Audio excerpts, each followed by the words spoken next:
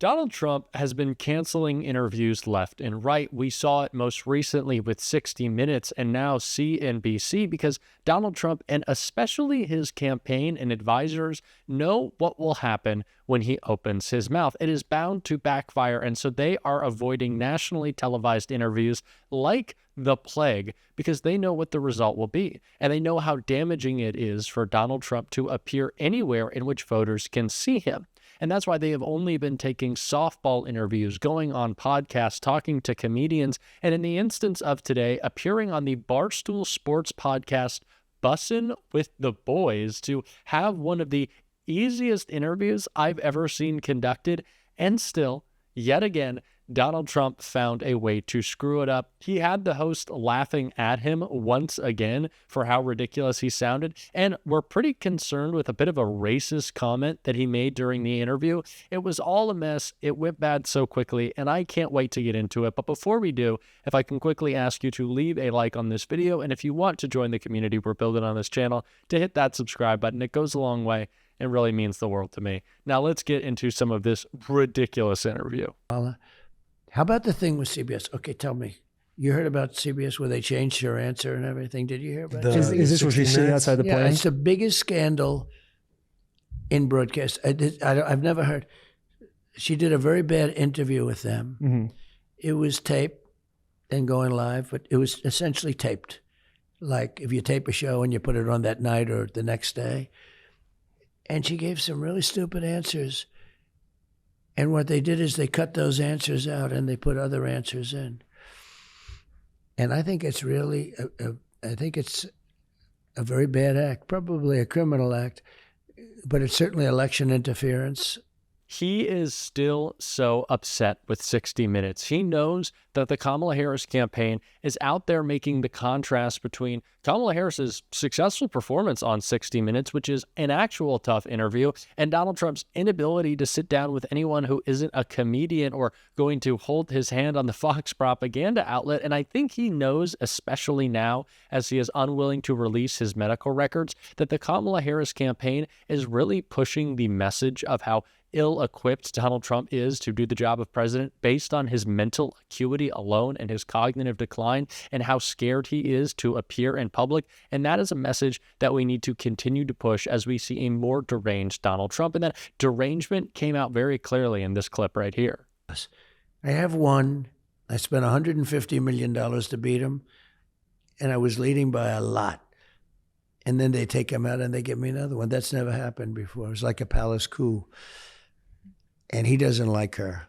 He hates her. I think he hates her as much as he hates her. Yeah. I think Biden hates me. He hates me a lot, but I think he hates her maybe as much or more than he hates me. Is that possible? I don't know. Hard to believe, right? He can't stand her. Why are they just able to slide in a different candidate like usually they're... Well, I don't know. They were politically correct. They wanted to do it that way. They were afraid not to do it that way. First of all, it's just laughable for Donald Trump to say that President Biden doesn't have a good relationship with his vice president when we know what Donald Trump's relationship with his vice president was and is today, someone who would not endorse Donald Trump in Mike Pence. But what was also ridiculous about what Donald Trump said there is he's very clearly trying to message that Kamala Harris was a DEI pick, a DEI candidate, saying that there were other politically correct reasons why she was selected and not the fact that she was the most qualified candidate out there. And our vice president, who is absolutely beating the brakes off of him in this race now. And so he's still a little upset about that. The little fifis are hurt, and it's the reason why Donald Trump continues to make these personal attacks against Kamala Harris that don't land, like we can see right here. That's why I think there's like the positives of you doing more long form stuff. People get to see you in a different light compared to how everybody clips up, tries to get the clickbait, tries to get the headlining stuff in the mainstream media. I like doing stuff like this, you know, I like it. I like conversation. I don't seem to get myself in much trouble. When she does it, every time she does it, they say she's stupid. She's stupid. I mean, they tried to get away with her not doing it, which is always a bad sign, frankly.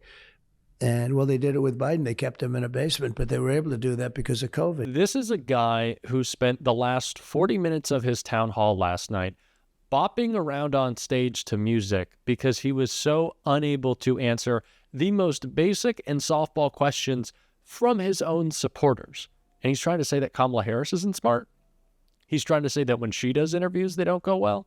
He's trying to say that she has a low IQ. What?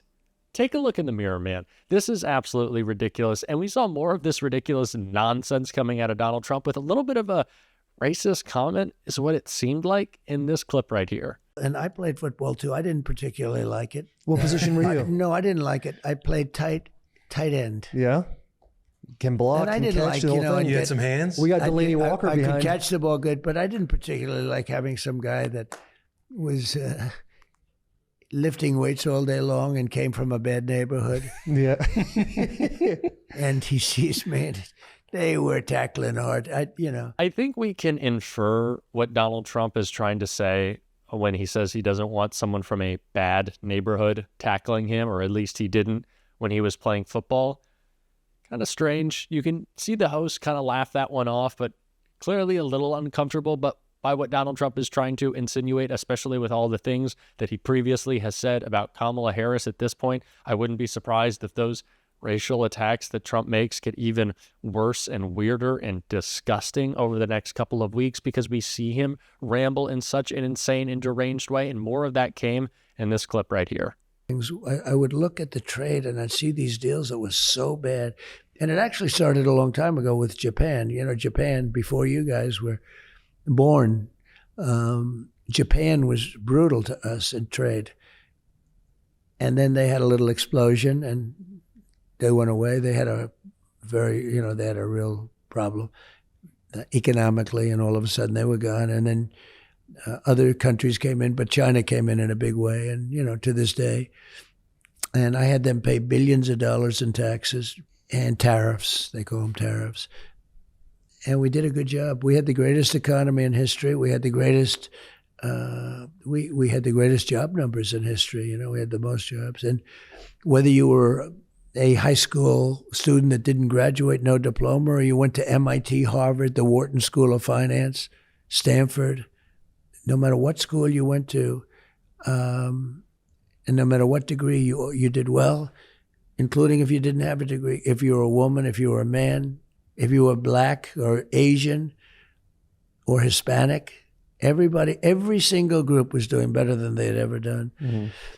And so I think we're going to do it again. But I think, again, as I say, I really believe it's going to be the most important election in the history of the country. This will be the most important election. He's just talking about nothing at this point.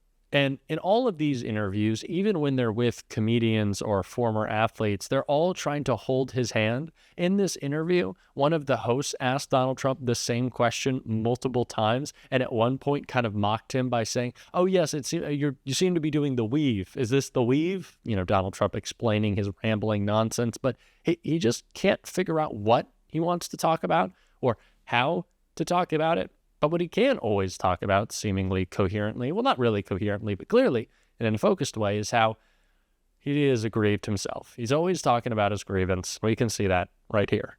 How do you basically take it? Because I have been through a lot, more than any president. Tell him that it was always Andrew Jackson, they said, was the one who was most abused. Andrew Jackson, he was a good president and he was a great general, but he was a good president too. He was very abused, so much so that his wife died very, very young, and she died because of heartache of what he went through and what they went through. And the second was Abraham Lincoln, but he was in a little thing called the Civil War, right? But he was very badly abused. And now I think they probably say Trump blows him away, if you want to know the truth. I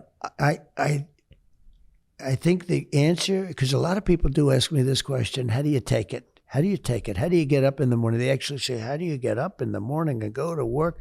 They're always after you. They want to indict you. They want to put you in prison. They're animals, okay? They're animals. They're sick people. I have a guy named, I call him Deranged Jack Smith. I mean, he was put out there. This was the weaponization of justice.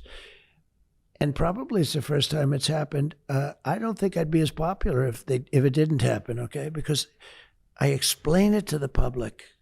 It's not pleasant, but I explain it to the public. And I said, here's what happened. And they know it's true. They go after me to try and hurt me politically so they can beat me in an election. And it's actually had the opposite effect. It's made me more popular. It's actually made me more popular. And just tell Jordan, I try not to think about it the way he phrased the question. I just say, screw it. Whatever happens, happens. The most abused president in history, not the ones who were assassinated. This is an insane individual. He gets more deranged every day. And to be frank, I'm just tired of hearing from him. Of course, we can talk about the destruction he did to our economy, the attacks on our democracy, but gosh, aren't we just sick and tired of his voice and his face and his poorly blended makeup? Don't we just never want to have to see or hear from him again?